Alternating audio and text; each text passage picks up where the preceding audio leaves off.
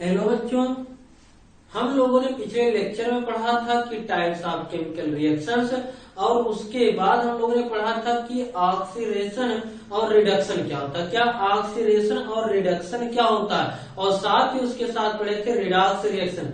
तो उसके बाद का जो आपका टॉपिक है वो है आपका effect of oxidation reaction in life. जो हमारा जीवन होता है उसमें ऑक्सीकरण अभिक्रिया का क्या प्रभाव होता है। तो उसका जो पहला प्रभाव हम देख रहे हैं वो आपका कंबंशन रिएक्शन दहन अभिक्रिया में देखते हैं, क्योंकि हम प्रत्येक दिन खाना बनाते वक्त या और कुछ काम करते वक्त क्या काम करते हैं, किसी न किसी चीज को या कोई ईंधन आपका होता है जिसे जलाने का काम करते हैं। तो देखिए कंबंशन आपका दहन क्या होता है, किसी भी पदार्थ को आपका कोई भी सब्सटेंस हो उसको ऑक्सीजन की प्रेजेंस में बर्न करना ही क्या कहलाता है, आपका कंबंशन कहलाता है। और ये रिएक्शन को क्या कहते हैं, कंबंशन रिएक्शन कहते हैं। कौन सी रिएक्शन कहेंगे, दहन अभिक्रिया कहते हैं। तो जैसे एग्जाम्पल की बात की जाती है, यहाँ से हम कार्बन लिए, क्या लिए, कार्बन 100 ऑक्सीजन की प्रेजेंस में क्या कराया गया, बर्न कराया गया, जलाया गया। मतलब यहाँ से इसको हीट एनर्जी प्रोवाइड की गई। तो एनर्जी जब प्रोवाइड की जाएगी तो आपका किसमें टूटेगा, CO2 में आपका कन्वर्ट हो जाएगा। किसमें कन्वर्ट होगा, CO2 में। तो देख रहे हैं यहाँ से जो आपका कार्बन था उससे ऑक्सीजन आ करके ऐड हो रहा है। तो यहाँ किसका एग्जाम्पल है, आपके ऑक्सीडेशन रिएक्शन का है। किसका है, ऑक्सीडेशन रिएक्शन का। अब जैसे हम मेनली अगर बात करते हैं तो इधर में किसका यूज करते हैं, हाइड्रोकार्बन का उपयोग करते हैं। किसका, हाइड्रोकार्बन। जैसे आपका मेथेन हुआ, एथेन हुआ, या आपके कुछ और होते हैं। तो देखिए अगर हाइड्रोकार्बन को हम जला रहे हैं, जैसे यहाँ से मेथेन को जला रहे हैं, CH4 को जलाने का मतलब यहाँ से क्या हुआ, ऑक्सीजन की प्रेजेंस में इसको हीट कर रहे हैं। तो देखिए यहाँ से आपका CO2 बनेगा, कार्बन डाइऑक्साइड बनेगा। और देखिए यहाँ से आपका वाटर रिलीज होगा H2O, और यहाँ से हीट रिलीज होगी, और क्या, यहाँ से लाइट। अर्थात इतनी चीजें यहाँ से रिलीज होती हैं जब किसी भी हाइड्रोकार्बन को जलाते हैं। तो देखिए हाइड्रोकार्बन को जलाने से हमें एनर्जी मिलती है ये हीट के फॉर्म में, और यहाँ से क्या मिलती है, लाइट मिलती है। मिल रही है कि नहीं। तो ये आपकी जो रिएक्शन हो रही है कंबंशन रिएक्शन दहन क्रिया, लेकिन इसमें हाइड्रोकार्बन का क्या हो रहा, ऑक्सीडेशन हो रहा, ऑक्सीकरण हो रहा।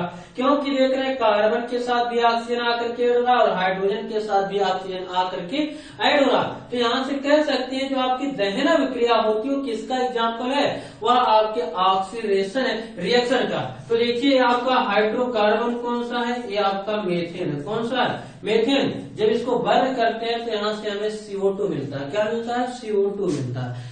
तो अगर आप रिएक्शन बैलेंस करने की बात करते हैं तो जितने मॉलिक्यूल्स में यहाँ से जितने कार्बन होंगे किसी भी हाइड्रोकार्बन में, उतने ही आपके यहाँ से कार्बन डाइऑक्साइड भी रिलीज होते हैं। तो देखिए यहाँ से आपके कितने हैं, कार्बन इधर 1। अब यहाँ से जितना आपका हाइड्रोजन एटम होगा हाइड्रोकार्बन में, उसका आधा यहाँ से आपका वाटर रिलीज होता है। क्या होता है, उसका आधा यहाँ से आपका वाटर रिलीज होता है। तो देखिए यहाँ से अगर 2 से मल्टीप्लाई कर दें, क्योंकि यहाँ आपका 4 आपके हाइड्रोजन के अणु थे, और यहाँ पे कितने वाटर मॉलिक्यूल्स रिलीज हो गए, आपके उसका हाफ 2 मॉलिक्यूल्स वाटर के रिलीज हो गए। तो देख रहे हैं यहाँ पे आपके 2 मॉलिक्यूल्स वाटर के रिलीज हो गए। अब यहाँ से देखिए ऑक्सीजन की बात करते हैं तो ऑक्सीजन इधर कितना, 2 है, इधर कितना 2, यहाँ पे 2, यहाँ पे 4। यहाँ अगर 2 से मल्टीप्लाई कर दें तो आपकी रिएक्शन क्या हो जाएगी, बैलेंस हो जाएगी। बात समझ आई। अब इसी तरीके से जैसे LPG की बात करते हैं, LPG लिक्विड पेट्रोलियम गैस की, तो इसमें आपका 80% क्या होता है, आपका CH4 मेथेन होता है। क्या होता है आपका, CH4 मेथेन। आपका 10% इसमें क्या होगा, C2H6 आपका एथेन होता है। क्या होता है आपका, एथेन होता है। और देखिए यहाँ से अगर बात करते हैं बचे हुए 10% में C3H8 और आपके C4H10 प्रोपेन और ब्यूटेन होते हैं। क्या होते हैं आपके, प्रोपेन और ब्यूटेन होते हैं। ये आपका पहला यूज था किसका, ऑक्सीडेशन रिएक्शन का, किसके, हमारी लाइफ में। अगला जो आपका होता है रिस्पायरेशन होता है। क्या होता है अगला यूज इसका, रिस्पायरेशन होता है। किस तरीके से रिस्पायरेशन किसमें इन्वॉल्व होता है, ऑक्सीडेशन में इन्वॉल्व होता है, या कह सकते हैं कि रिस्पायरेशन में किस तरीके से आपकी ऑक्सीडेशन रिएक्शन इन्वॉल्व होती है। तो सेकेंड आपकी एडिंग होगी वो होगी आपकी रिस्पायरेशन।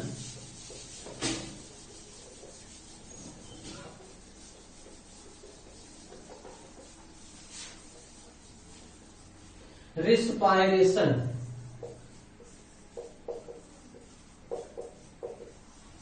रिस्पायरेशन इसे हिंदी में क्या कहते हैं? श्वसन कहते हैं। क्या कहते हैं? श्वसन।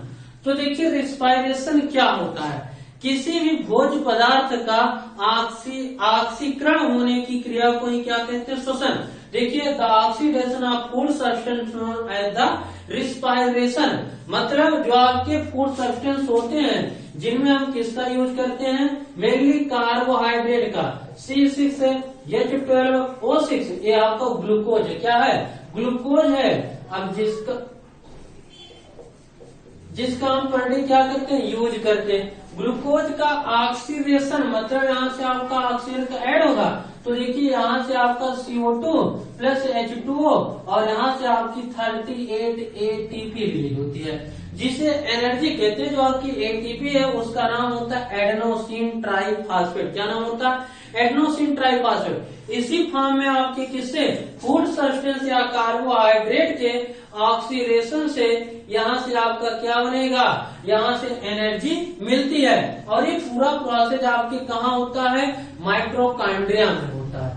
तो ये जो आपकी एटीपी रिलीज हो रही है इसे हम एनर्जी करेंसी ऊर्जा का सिक्का कहते हैं। क्या कहते हैं? एनर्जी करेंसी ऊर्जा का सिक्का कहते हैं। तो देख रहे हैं इस ऑक्सीडेशन में जो आपका ऑक्सीडेशन हो रहा है लिविंग ऑर्गेनिज्म में उसमें क्या आपकी कौन सी रिएक्शन हो रही है? ऑक्सीडेशन रिएक्शन हो रही है। कौन सी रिएक्शन हो रही है? ऑक्सीडेशन रिएक्शन हो रही है। तो कह सकते हैं अगर किसी भी लिविंग ऑर्गेनिज्म में ऑक्सीडेशन की प्रोसेस रिस्पायरेशन हो रहा है तो उसमें कौन सी रिएक्शन इन्वॉल्व होती है? ऑक्सीडेशन रिएक्शन इन्वॉल्व होती है। रिएक्शन बैलेंस करते हैं कितने मॉलिक्यूल्स कार्बन यहाँ पे कितने एटम कार्बन के? 6। यहाँ पे कितने हैं? 1 है। तो यहाँ से 6 से मल्टीप्लाई किए और इधर देख रहे हैं कितने आपके वाटर हैं? हाइड्रोजन है। इधर आपका 12, इधर कितना आपका है?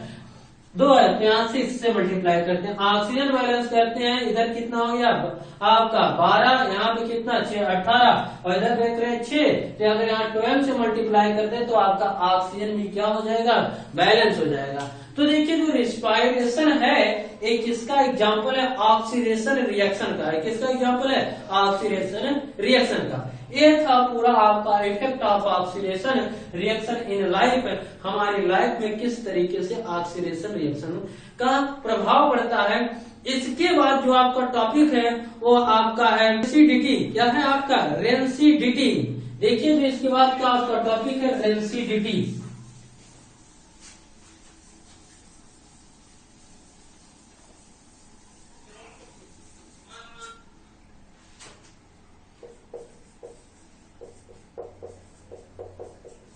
रेंसिडिटी कौन सा टॉपिक आपका? रेंसिडिटी जिसे हिंदी में कहते हैं विकृत गंधिता।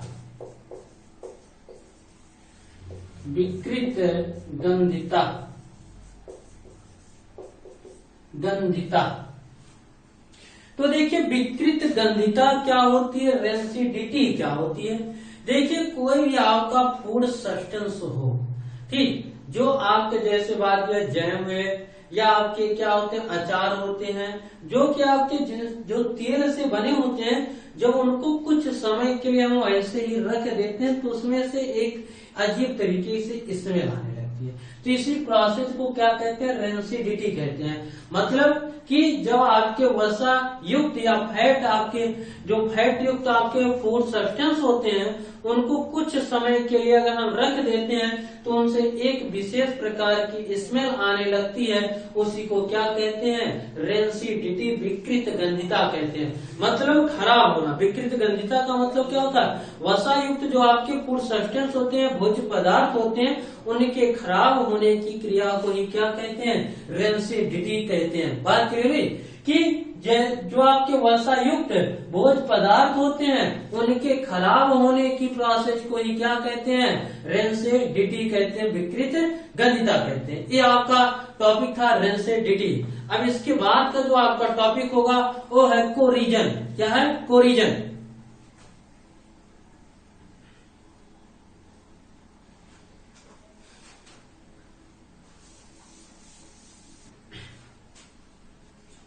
तो देखिए रेस्टिंग के बाद हमारा जो टाइप अगला टॉपिक ऑफ कोरिजन है संक्षारण। संक्षारण का मतलब होता है नष्ट होना, डिस्ट्रॉय होना। तो देखिए यहाँ से अगर बात किया तो इसका मतलब होता है नष्ट होना। क्या? नष्ट होना। जैसे देखिए अगर सपोज किया जाए इस मार्कर की, जो आपका है मार्कर अगर मेटल का बना हो, इसको कुछ समय के लिए ऐसे एटमॉस्फेयर में छोड़ दें, किसी खुले स्थान पे छोड़ देते हैं, तो क्या काम होगा? अगर लोहे का बना तो धीरे धीरे 10 साल में ये पूरा का पूरा क्या हो जाएगा? आपका डिस्ट्रॉय हो जाएगा। तो इसी प्रोसेस को क्या कहते हैं हम लोग? संक्षारण या कोरिजन कहते हैं। अब देखिए क्या काम होता है? When metals put up in the when metal put in the atmosphere then formed oxide by which metals will start to destroy, this process known as the corrosion। मतलब जब आपकी कोई मेटल हो उसे इस वातावरण में हम खुला छोड़ देते हैं, एटमॉस्फेयर में खुला छोड़ देते हैं, तो धीरे धीरे वो मेटल वो उस वातावरण में उपस्थित ऑक्सीजन और नमी, ऑक्सीजन और मॉइस्चर से रिएक्शन करके किसका फॉर्मेशन करती है? अपने ऑक्साइड बनाती है, और वो ऑक्साइड उसके ऊपर लेयर बन जाते हैं, और लेयर बनने के बाद क्या होती है? वह धीरे धीरे आपकी डिस्ट्रॉय, नष्ट होना चालू हो जाती है। इसी प्रोसेस को क्या कहते हैं? कोरिजन या संक्षारण कहते हैं। बात क्लियर हुई? तो देखिए यहाँ से अगर बात की जाती है कि कोरिजन की डेफिनेशन क्या होती है, कि जब किसी मेटल को हम वह इस एटमॉस्फेयर में खुला छोड़ देते हैं, तो मेटल एटमॉस्फेयर में प्रेजेंस है ऑक्सीजन और मॉइस्चर से रिएक्शन करके आयरन ऑक्साइड का फॉर्मेशन करता है, जिससे वो डिस्ट्रॉय होना चालू हो जाता है। इस प्रोसेस को क्या कहते हैं? कोरिजन कहते हैं। अब जैसे बात की जाती है, इसमें आता है रस्टिंग ऑफ आयरन, आयरन पे जंग लगना। तो देखिए रस्टिंग ऑफ आयरन क्या होता है? यहाँ हम आयरन ले लें, कोई आयरन की आप रॉड ले लिए, सपोज करते हैं आपकी कोई आयरन की रॉड हुई, इसको हम अगर ऑक्सीजन इस एटमॉस्फेयर में कुछ समय के लिए खुला छोड़ दें, तो देखिए कुछ समय बाद इसमें क्या काम होगा? इसके ऊपर यहाँ क्या काम होगा? एक आयरन ऑक्साइड की परत बनी जाएगी, जिसे क्या कहते हैं? यहाँ से रस्ट कहते हैं, रस्ट या जंग कहेंगे। क्या कहते हैं? जिसे रस्ट या जंग कहते हैं। और इसी पूरे प्रोसेस को क्या कहेंगे? Rusting of iron. मतलब जब लोहे को हम इस वातावरण में खुला छोड़ दें आयरन को, तो उसके ऊपर ऑक्साइड की एक परत बन जाती है, जिसे क्या कहते हैं? रस्टिंग ऑफ आयरन कहते हैं। तो देखिए अगर रिएक्शंस की बात करते हैं, तो यहाँ से आप आयरन की रॉड लिए, अब इसे इस एटमॉस्फेयर में खुला छोड़े, तो एटमॉस्फेयर वातावरण में आपका क्या होगा? ऑक्सीजन प्रेजेंस होगा, और देखिए यहाँ से इसमें क्या प्रेजेंस होंगे? आपके मॉइस्चर, नमी भी प्रेजेंस होंगी। तो नमी और ऑक्सीजन इस आयरन से रिएक्शन करेगी। क्या करेगी? रिएक्शन करेगी। और देखिए यहाँ से Fe2O3 इंटू H2O का फॉर्मेशन किया। मतलब यक्स इसलिए लिखा गया कि अगर नमी ज्यादा है तो उसमें आपके वाटर के मॉलिक्यूल ज्यादा होंगे, उस रस्ट में अगर नमी कम है तो ऑक्सीजन के वाटर के मॉलिक्यूल्स क्या होंगे? कम होंगे। तो देखिए यहाँ से आपका जो ये बन रहा है, इसे आयरन ऑक्साइड कहेंगे। क्या कहेंगे? Iron oxide. और इसे क्या कहते हैं सर? रस्ट भी कहते हैं। क्या कहते हैं? रस्ट कहते हैं। और ये पूरी प्रोसेस क्या है? रस्टिंग ऑफ आयरन है। क्या है? रस्टिंग ऑफ आयरन है। तो कह सकते हैं यहाँ से जो आप कह सकते हैं कि जब हम लोहे को कि वातावरण या एटमॉस्फेयर में खुला छोड़ देते हैं, तो उसके ऊपर आयरन ऑक्साइड की एक परत बन जाती है, जिसे क्या कहते हैं? Rusting of iron. आयरन का नष्ट होना या आयरन की लोहे पे जंग का लगना। तो देखिए अगर बात की जाती है तो इसके उपाय क्या होते हैं? इसको कैसे हम प्रिवेंट कर सकते हैं, रोकते हैं?